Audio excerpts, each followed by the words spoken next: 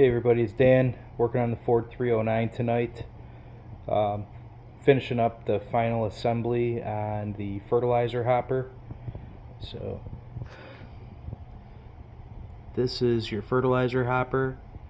Those are your part numbers and the parts.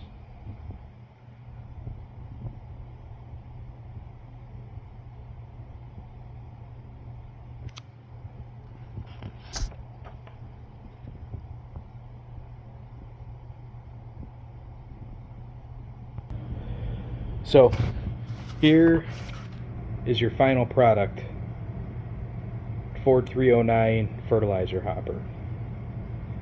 So as I stated in one of my videos before, there's an order of operations that you have to follow to get this installed, and honestly it's probably going to take a little bit of trial and error because I had to loosen up the bolts, the 6 bolts with the acorn nuts on the inside a couple times just to play around, because the rotary valves inside the cups down there, they were either too tight on the shutter, or the auger inside the hopper itself was actually rubbing on the fiberglass. So there's a fine line between, one of them being too loose and having the auger spin freely. So I do have doubles of some of the parts, so I'm kind of just going to go through a few of the components. So here you have your 2 sprockets on the end. Pull this up. There's your 2 sprockets on the end. This cotter pin here is 2 1/4 by 1/4 inch. This one is 3/16 by 1 3/4 inches, and then you're going to have 2 3/16 by 1 inch cotter pins for the fertilizer shaft. So as I stated in the other video, so I already had my fertilizer shaft redone. Inside of each one of these black cups are 2 rotary valves, which are right here. So you have one basically in each slot here, and then it's cupped with the washers. There's a washer on each side of it. And I guess here's sort of something that you want to look for if you're actually looking at a machine. A lot of times it's hard to see now just because I'm in my garage and the light's not good. That's not bad. So you see how you can actually see the washer there? If you can see the washer when you're looking at one, chances are the rotary valves are in really good condition. The shaft is probably shot, it's all rusted, and usually the washers are all rusted, but you can rebuild that and you can still have these rotary valves. The old ones are the best. They're super heavy duty rubber. The new ones are definitely cheaper in quality than these old ones. So if you have the old ones, I highly recommend you use them. But if something happens and yours are shot, or you bought a machine that was really really rough condition, they do sell these things brand new. Messick sells them. I think they're like $30 a piece now. And I would just recommend that if you order them from there, that you really inspect them and just make sure there's no damage on them, just because they are I would say kind of night and day in the different type of material that they came with, or that they came in. So I wanted to have all new, and I kind of did it already.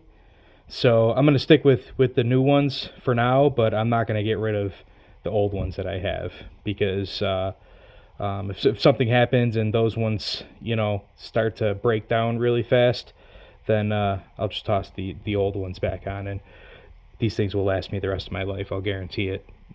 Just feeling the quality of these things that they have. I mean, as far as I know, this farmer never changed his at all, and I think he got his in the 70s, 1970s. My planter was from, and this is, all the wear and tear that was really on it is just these little things. So these things were really built to last back in the day. So okay, so assembly. Now, the one thing that you can assemble with this, without worrying about stepping on any of the other toes, are you can assemble your handle and the shutter valve. So this shutter valve I have was brand spanking new, but it was for a 4-row. So I cut it down and matched it up to my old one. And this is basically what you're looking at. So this is what your shutter valve looks like. And basically, as you move the handle left or right, it opens and closes, you know, as that. So you can actually see this is actually the bottom. So you can see where those rubber rotary valves kind of rub into the material. It's not divoted too bad. That one's divoted a little bit. These ones weren't too bad, but I had a new one. The top is always going to be perfect. This top, actually, if you think of it, this actually slides right on top of the fiberglass. So this is that's why this one basically has nothing. These are all countersunk rivets in each one. I'll probably grind these off and redo them and just save this one because it's really not in bad shape. So I'll save this one. Maybe I'll use it on, you know, another machine that I get, or if I want to sell it or whatever. So you can install this. These are carriage bolts.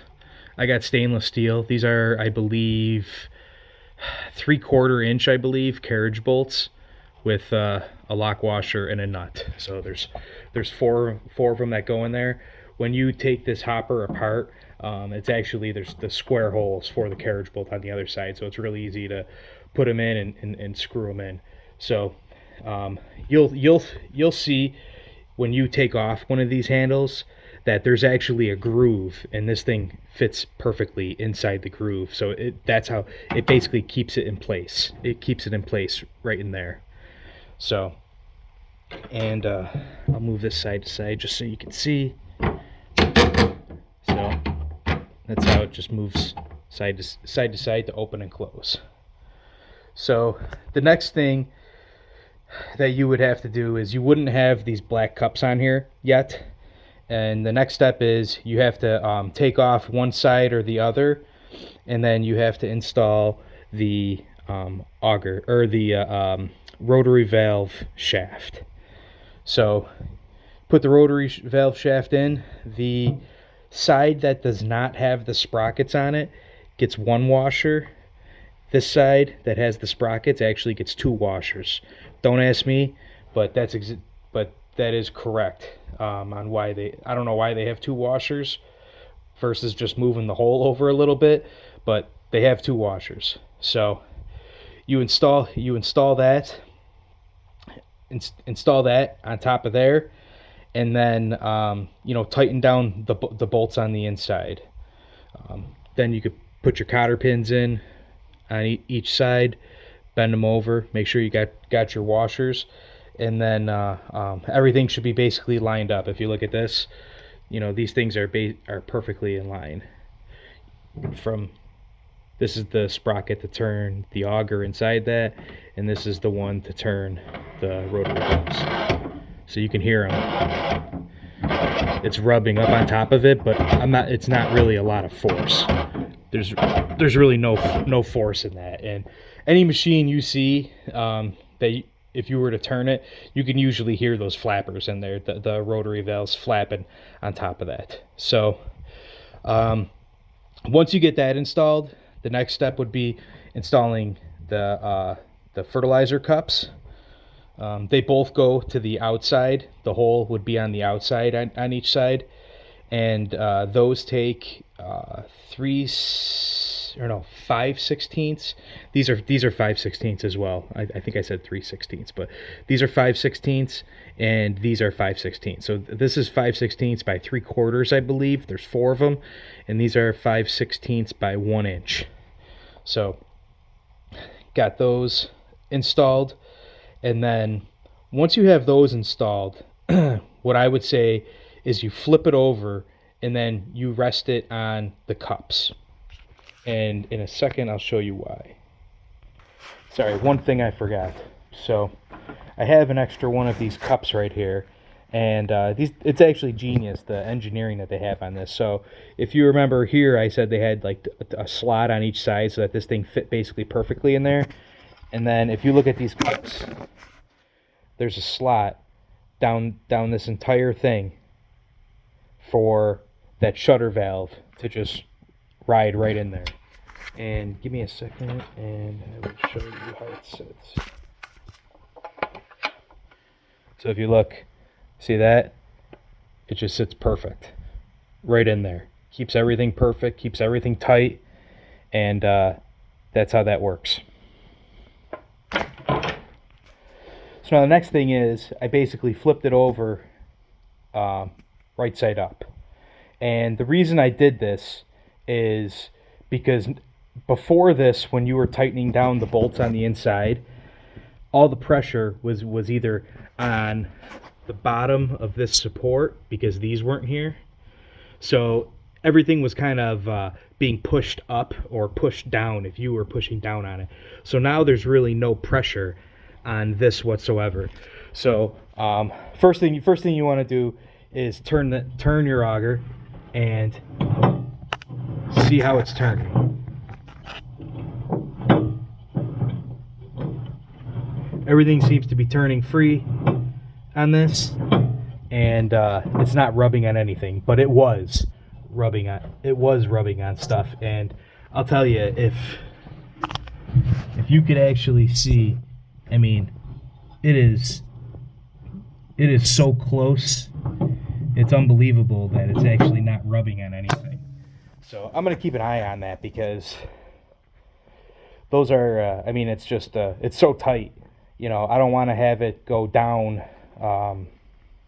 and basically just start eating away at the fiberglass. So that's something I would probably check as you're going. Make sure, you know, I guess after every time you use it, I would probably, you know, spin this when there's nothing in it so you could see.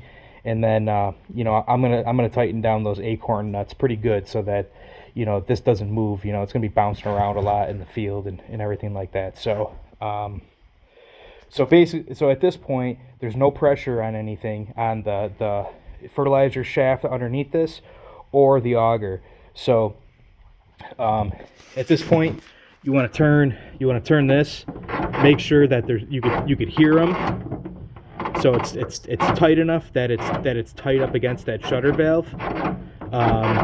You know, but not so hard that, you know, you can't turn it with your hand. And then the next thing.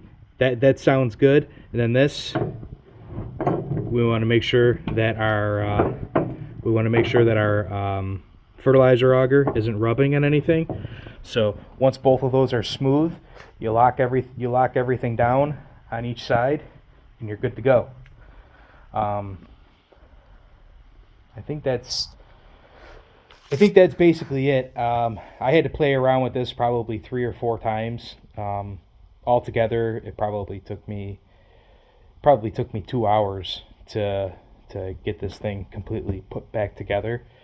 So you know, that's really all I can say. I think you know, you get both of those things running free. I might loosen it up a little bit more and just try to pull this auger up just a hair, and, you know, see if it.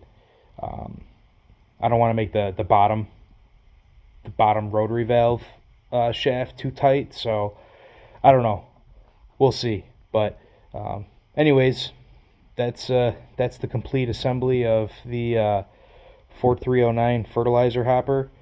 And you know, real quick, I'm just going to go through because I know on my other video where I was taking out this the auger in here, I went through some things real quick. But you know, this is basically how you have it. You have your sprocket, you have your bearing, and then you have a support plate, and then you have in here, I call it like a triangle piece. There's like a triangle piece here with a hole in the middle. Then you have your collar ring to hold everything from moving side to side. So most of the time, that triangle piece on the inside, most of the time it's shot. I found a guy in Pennsylvania that some company where I sent him one. I had one that was new old stock. I sent him one, and he printed me out some in stainless steel for like pretty cheap. So I can't remember exactly how much it was, but they were pretty cheap. So more than likely yours are going to be rotted out. You're going to have to fabricate something.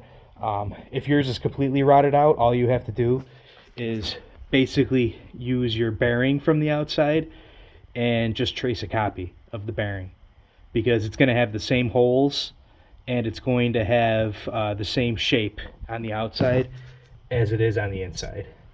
So I might have some more of those printed out and maybe throw them on eBay or something like that. We'll see if I have to order anything more from that guy. So Ford 309 fertilizer hopper. Any questions? Just hit me up in the comments. Thank you. See you on the next video.